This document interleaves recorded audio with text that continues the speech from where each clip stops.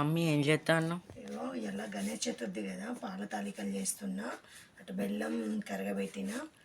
ఇంకా ఈ పాల తాలికలు అయితే పూజ కంప్లీట్ అయిపోతుంది. గణేష్ అడుగులు వేయాలి. ఇంకా మనకి బొచ్చడి పని ఉంది తెలుసా.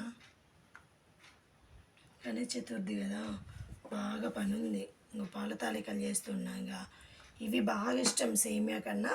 ఈ పాల తాలికలు అంటే బాగా ఇష్టం వినాయకునికి తెలుసా. ఇలా పిండి వేసుకుంటే చేస్తే అతకాయ అన్నట్టు ఇట్లా వేస్తా పాల తాలికలు.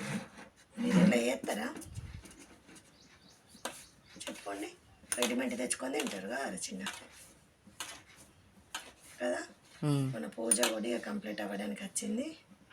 పూజ కంప్లీట్ అయితే మీరైతే మంచిగా టిఫిన్ చేసిండు, కానీ నేనైతే చేయలే.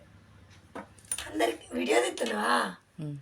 అందరికీ హ్యాపీ వినాయక చవితి ఫ్రెండ్స్. అందరు బాగుండాలి అని, ఏ విఘ్నాలు లేకుండా అందరు బాగుండాలని వినాయకుడిని అయితే కోరుకుందాం ఫ్రెండ్స్. ఈరోజు ఇగో పాల తాలికలు చేస్తున్నా. మరి మీ అందరికీ ఇష్టమా లేదా కామెంట్ రూపంలో కామెంట్ చేయండి. ఓకేనా? బాయ్ మరి.